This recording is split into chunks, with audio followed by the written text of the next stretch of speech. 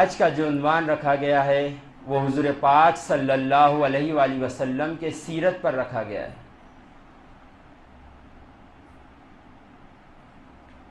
تاکہ ہم حضور پاک صلی اللہ علیہ وآلہ وسلم کی سیرت جان سکیں۔ آج ہم جو فخر کرتے ہیں کہ ہم آج مسلمان ہیں بول کر، بڑی نعمت پر نازا ہوتے ہیں کہ ہم مسلمان ہیں بول کر، تو ہمیں غور کرنا چاہیے کہ مسلمان کا ہمیں ٹائٹل کس نے دلایا؟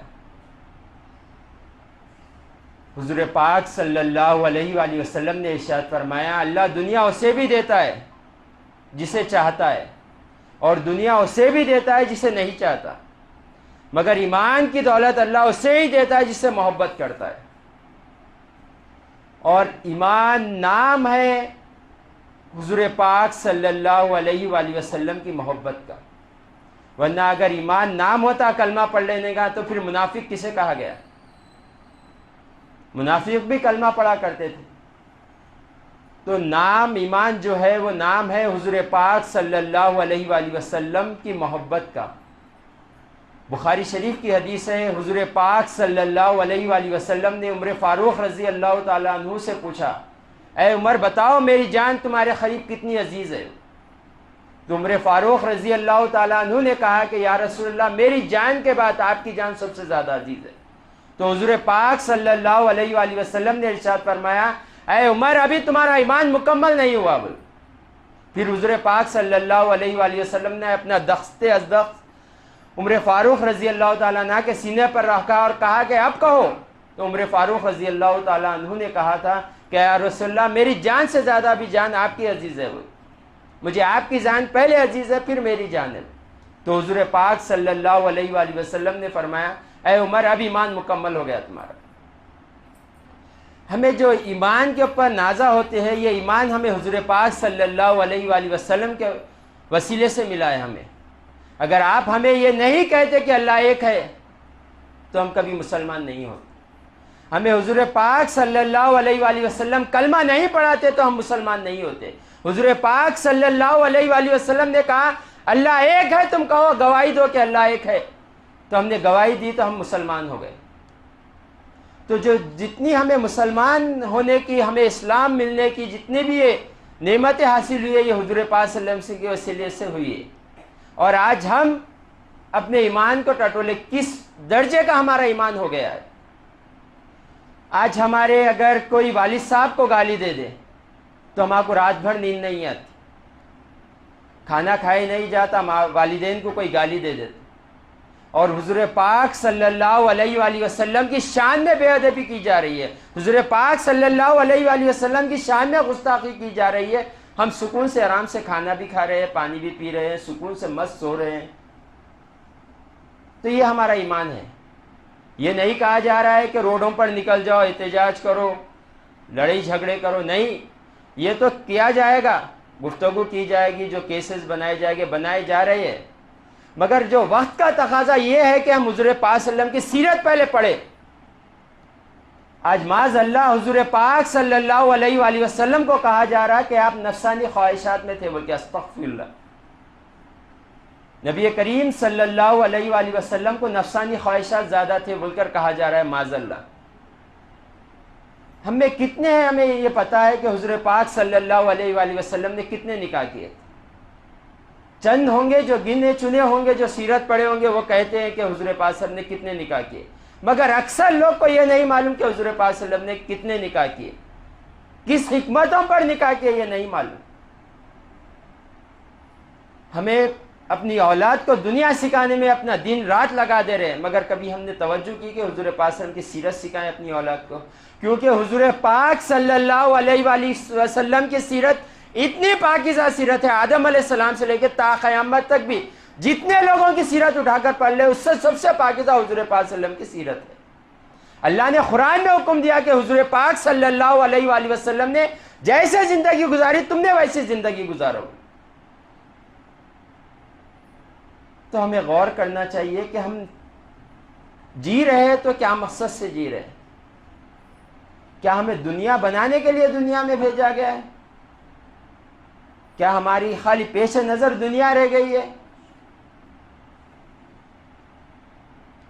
ڈاکٹر عنایت اللہ بول کر ایک ڈاکٹر گزرے، آرتھوپیڈک سرجن تھے، اپنی پڑھائی ختم کرنے کے لیے لندن جا رہے تھے، تو پلین میں ایک ایئر ہوسٹس ملی ان کو لیڈی، اس نے ان کا نام پوچھا تو انہوں نے کہا میں عنایت اللہ ہوں، تو آپ مسلمان ہیں؟ تو ہاں مسلمان ہوں۔ تو وہ لیڈی نے کہا کہ تمہارے نبی کا نام کیا ہے؟ تو انہوں نے کہا کہ میرے نبی کا نام محمد مصطفیٰ صلی اللہ علیہ وآلہ وسلم ہے۔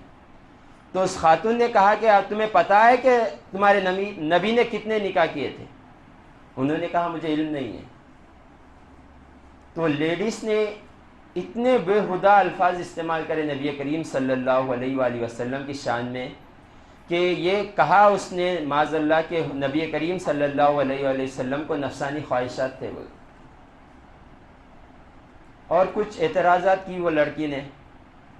آپ فرماتے ہیں جب میں لندن ایئرپورٹ پر اترا تو میرے دل سے ایمان نکل گیا تھا، وہ میرے دل میں حضور پاک صلی اللہ علیہ وآلہ وسلم کی نفرت پیدا ہو گئی تھی، کیونکہ وہ لیڈیز نے جو جو کہا میں نے اس کو تسلیم کر لیا، کیونکہ میں نے سیرت پڑھی نہیں تھی۔ آج یہی عالم ہمارا ہے، دنیا جو کہہ رہی ہے ہم سن لے رہے، کیوں؟ کیونکہ ہم نے پڑھائی نہیں۔ اگر کوئی کہہ دے کہ بتاؤ تمہارے نبی نے کتنے شادی کیے اور کیوں کیے، تو آپ کیا جواب دو گے؟ شرمندگی سے سر نیچے کرو گے، آگے چلے جاؤ گے، بس یہی جواب ہے ہمارے پاس۔ کیوں کیا تھا، کیا حکمت تھی اس کے پیچھے، ہمیں کچھ نہیں پتا، بس ہماری زندگی گزر رہی ہے، گزار رہے ہم جیسے اور جانور گزار رہے ہیں، آج ہم انسان بھی وہی طریقے پہ زندگی گزار رہے ہیں، اللہ ماشاء اللہ جسے اللہ توفیق دے دے۔ ہمیں کتنے ہیں جب حضور پاک صلی اللہ علیہ وسلم کی شان میں گستاخی گیا تو کھانا کھائے نہیں گیا، کتنے ہیں ہم میں؟ سوچے ہمارا ایمان کیا درجے کا آ گیا ہے ہمارا۔ تو آپ کہتے ہیں کہ میں 8 سال لندن میں رہا اور 8 سال میں نے نماز نہیں پڑھی، نہ جمعے کی پڑھی نہ کوئی نماز پڑھی، میں گرجا گھر جایا کرتا تھا، لوگ مجھے عیسائی سمجھتے تھے، وہ پھر اللہ نے مجھے پھر ایمان کی دولت سے سرفراز کیا، پھر میں نے حضور پاک صلی اللہ علیہ وسلم کی سیرت پڑھی۔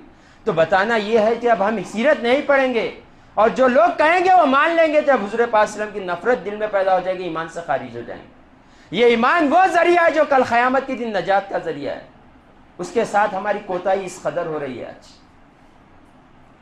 حضور پاک صلی اللہ علیہ وآلہ وسلم نے اللہ کے حکم سے 11 نکاح کیا آپ نے، اور ہر نکاح کے پیچھے حضور پاک صلی اللہ علیہ وآلہ وسلم کی بڑی حکمت رہی ہے۔ اور یہ جو کہتے ہیں حضور پاک صلی اللہ علیہ وسلم نے نفسانی خواہشات پہ معاذ اللہ کی ہے، پہلے انہیں چاہیے تھا کہ حضور پاک صلی اللہ علیہ وسلم کی ایک بار سیرت پڑھ لیتے، ان کے بعد انہوں تو دور کی بات ہے، ان کی نسلیں نہیں کہتی تھی کبھی حضور پاک صلی اللہ علیہ وسلم نے نفسانی خواہشات پہ نکاح کیے۔ حضور پاک صلی اللہ علیہ وآلہ وسلم نے جو پہلا نکاح کیا، حضرت خدیجہ رضی اللہ تعالیٰ عنہا سے جو پہلا نکاح کیا، جب حضرت خدیجہ رضی اللہ تعالیٰ عنہا کی عمر 40 سال تھی اور وہ بیوہ خاتون تھے، وہ 40 سال عمر تھی، بیوہ خاتون تھے، اور نبی کریم صلی اللہ علیہ وآلہ وسلم کی عمر 25 سال عمر تھی۔ سوچے 25 سال کی عمر جوانی کی عمر ہوتی ہے، جوانی جو شباب میں ہوتی ہے وہ 25 سال کی عمر ہوتی ہے، جیسا دھوپ کالے میں دن میں سورج جو تپش ابھرتا ہے، وہ جوانی کی عمر 25 سال کی وہی ہوتی ہے۔ اور وہ عمر میں حضور پاک صلی اللہ علیہ وسلم نے 40 سالہ خاتون سے شادی کی۔ ہے ہم میں کوئی، ہماری اولاد میں ہم میں کوئی ہے جو یہ کہے کہ میں 40 سال کی عورت سے نکاح کروں گا؟ کسی کے ذہن و تصور میں نہیں جائے گا کہ میں 40 سال کی عورت سے نکاح کروں گا۔ اور یہ بدبخت کہتے ہیں کہ حضور پاک صلی اللہ علیہ وسلم نے نفسانی خواہشات پہ نکاح کیا۔ 40 سال کی عورت خاتون سے نکاح کرنا یہ کیا نفسانی خواہشات کے؟ اگر حضور پاک صلی اللہ علیہ وسلم کو معاذ اللہ اگر یہ ہوتا تو آپ کنواری لڑکی سے شادی کرتے، کمسین لڑکی سے شادی کرتے تھے۔ تو پتہ ہمیں یہ ہونا چاہیے کہ جب حضور پاک صلی اللہ علیہ وسلم نے پہلا نکاح کیا تو 25 سال کی عمر تھی، اور جو خاتون سے کیا وہ 40 سال کی عمر تھی، اور آپ نے آپ کے ساتھ 25 سال گزار دیے، یعنی 25 سال کی عمر کو شادی ہوئی، 25 سال 50 سال زندگی حضرت خدیجہ رضی اللہ تعالیٰ عنہا کے ساتھ حضور پاک صلی اللہ علیہ وسلم نے گزار دیا۔ اور جوانی کی عمر 25 سال ہی ہوتی ہے جو آپ نے ساری گزار دی، اور کن کے ساتھ گزاری؟ جو 40 سال کی خاتون سے شادی کی، 65 سالہ خاتون تک وہ زندگی آپ نے گزار دی۔ اور بی بی خدیجہ رضی اللہ تعالیٰ عنہا تک، جب تک آپ باحیات تھے، حضور پاک صلی اللہ علیہ وسلم نے دوسرا نکاح نہیں کیا۔ کیا ہمیں معلوم ہے؟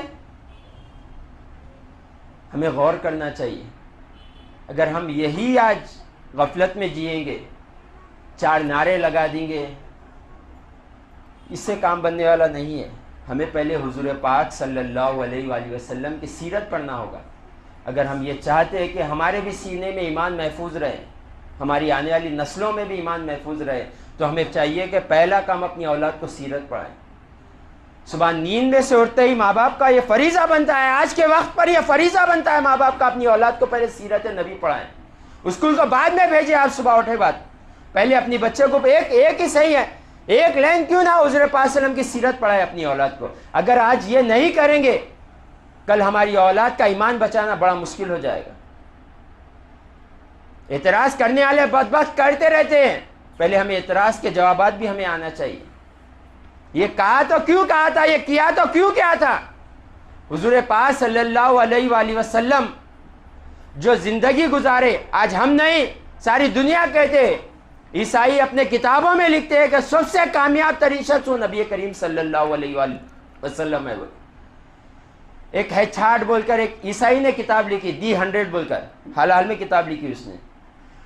وہ عیسائی ہے، اس نے کتاب یہ مقصد سے لکھی کہ میں دنیا کے 100 کامیاب ترین شخص کے نامات لکھوں گا، ان کی ہسٹری لکھوں گا مختصر بول کر. اور اس میں پتہ ہونا چاہیے کہ سب سے پہلا نام اس نے نبی کریم صلی اللہ علیہ وآلہ وسلم کا لکھا. اور اسے جب پوچھا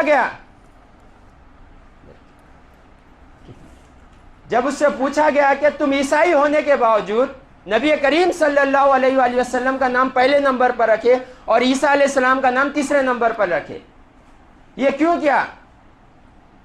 تو اس عیسائی نے کہا کہ میں نے جو یہ کتاب لکھی ہے مذہب کے تعلق سے نہیں لکھی. اگر میں مذہب کے ہوتے ہوئے لکھتا تو نبی عیسیٰ علیہ السلام کا پہلا نام لکھتا تھا. میں نے دنیا کے جو کامیاب ترین شخص ہے ان لوگوں کا نام میں نے لکھا، اور وہ سب سے کامیاب ترین شخص نبی کریم صلی اللہ علیہ وآلہ وسلم. اگر ہم آج اپنی اولاد کے پیچھے محنت نہیں کریں گے، کل یہ اولاد خود بھی جہنم میں جائے گی اور ہمیں بھی جہنم میں لے کے جائے گی. ایمان بچانا ہوگا اپنی اولاد کو، اور ایمان اسی وقت بچے گا جب ہم ہمارے دین کو پڑھیں گے، حضور پاک صلی اللہ علیہ وسلم کی سیرت پڑھیں گے، تاکہ ہم اپنی دنیا بھی اچھی کر لیں گے اور آخرت بھی اچھی کر لیں گے. ہمیں غور و فکر کرنا چاہیے اپنی زندگی پہ رہتی زندگی. یہ مختصر سی زندگی ہے، کبھی نہ کبھی ختم ہو جائے گی. جب یہ ختم ہو جائے گی جب ہماری اصل زندگی شروع ہونے والی ہے. یہ مختصر سی زندگی دنیا میں بھیجا گیا ہے ہمیں رب کو راضی کرنے کے لیے، یہ ایک دن ختم ہو جائے گی. پھر جب شروع ہوگی وہ کبھی نہ ختم ہونے والی زندگی شروع ہوگی جب ہماری روح قبض کر دی جائے گی. تو ہمیں رہتی زندگی میں اپنے ایمان کی حفاظت کرنا ہے، اپنی اولاد کی ایمان کی حفاظت کرنا ہے. انشاءاللہ ہر روز ایک ازواج کے بارے میں مختصر سی سیرت بتائی جائے گی، حکمت بتائی جائیں گی نکاح کرنے کی. وآخر دعوانا ان الحمدللہ رب.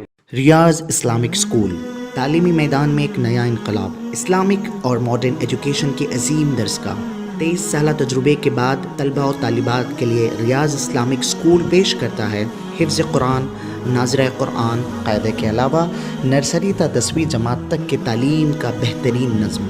بچوں کے لیے ہاسٹل کی سہولت، مستحق طلباء کے لیے خصوصی رعایت، طلباء و طالبات کے لیے علیحدہ کلاسز کے معقول نظم، خصوصی computer classes, hard where and soft where training, بچوں میں تحریری اور تقریری صلاحیتوں کو اجاگر کرنے کے لیے ہفتہ واری پروگرام، قابل اور مشفق اساتذہ کرام کی نگرانی میں بہترین تعلیم نظم. صبح 8 بجے تا شام 4:30 بجے داخلے جاری ہیں، اجلت کیجیے. Riyaz Islamic school, opposite lane, new SR petrol pump, Vattepally, Hyderabad.